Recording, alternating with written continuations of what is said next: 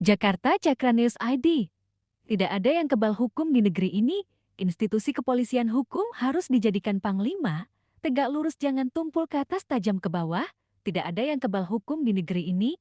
Tegakkan supremasi hukum dan hadirkan rasa keadilan hukum di tengah-tengah masyarakat tanpa pandang bulu, termasuk dugaan tindakan pidana yang dilakukan oleh oknum pengecara saat ini. Nasibnya di ujung tanduk, pasalnya sudah P21. Direktur Eksekutif Lembaga Pelopor.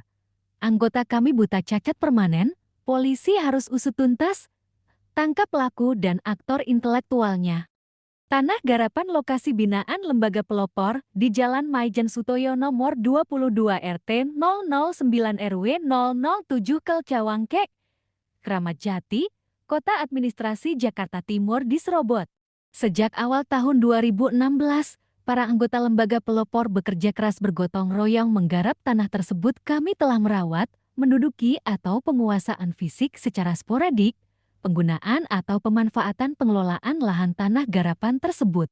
Berbagai fasilitas yang dimiliki pelopor di lokasi tersebut dirobohkan, dihancurkan, sungguh tindakan di luar perekemanusiaan. Adapun fasilitas yang kami miliki antara lain, fasilitas membangun kantor, jalan dan jembatan, membuat pintu gerbang akses keluar masuk lokasi. Kami membersihkan sampah, membabat rumput dibantu oleh petugas Kelurahan Cawang.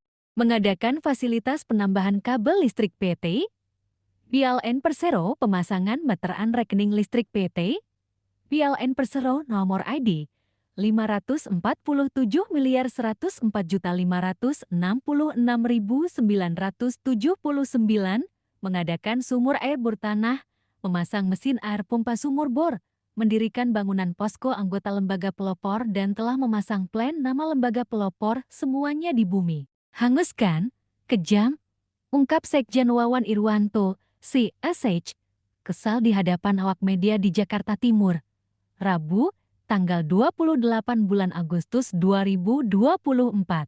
Di tempat yang sama, Ketua Kornas Lembaga Pelopor Bidang OKK Organisasi, Kaderisasi, dan Keanggotaan, Demius Merian, rekan-rekan tim Satuan Kerja PAMASUS 33 Tanah Air dan tim advokat kantor hukum PAMASUS 33 Tanah Air melakukan gelar konferensi pers mendesak penyidik unit Reskrim Polsek Kramat Jati, penyidik unit Rismob Satreskrimum Polrestro Jakarta Timur, dan penyidik unit Jatandra Satreskrimum Polrestro Bekasi Kota agar bertindak profesional, prosedural, dan transparan, tangkap dan tahan pelaku tindakan pidana tersebut. Tambahnya lagi, hukum terkesan mandul, pasalnya sudah 2 tahun lebih hingga hari ini terkesan jalan di tempat. Yorimtan, korban pemukulan anggota Lembaga Pelopor yang didampingi para kuasa hukumnya Edi Ratno, Esya, MH Kamar Ali, SH Zulkifli, SH Heru Langga, SH mengawal ketat kasus tindak pidana kekerasan pengeroyokan dengan laporan polisi Alpi di Polsek Kramat Jati No. 219K, 7 tahun 2022 Sek. EKJ tertanggal 13 Juli tahun 2022.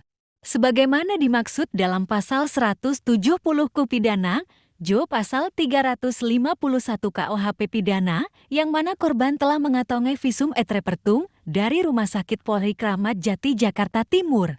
Pelaku pengacara dan kawan-kawan tersebut tidak hanya melakukan kekerasan fisik dan fasilitas setempat, dugaan tindak pidana pembuatan surat keterangan palsu guna penyerobotan tanah garapan lokasi binaan lembaga PLOTOR.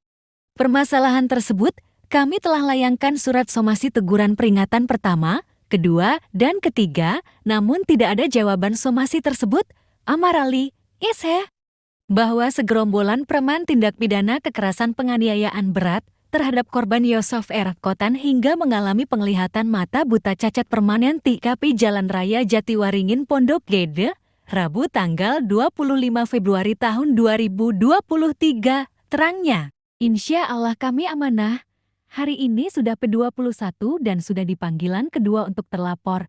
Jika diabaikan kami akan jemput paksa, tegas Kapolsek Kramat Jati Kompol Tuti Yamin Aini. Saya berharap teman-teman dari Lembaga Pelopor tetap menjaga suasana damai di tempat kejadian perkara dan kita selesaikan dengan musyawarah sesuai dengan proses hukum yang tentunya bisa dimediasi dengan pihak terkait, pungkas Kompol Tuti.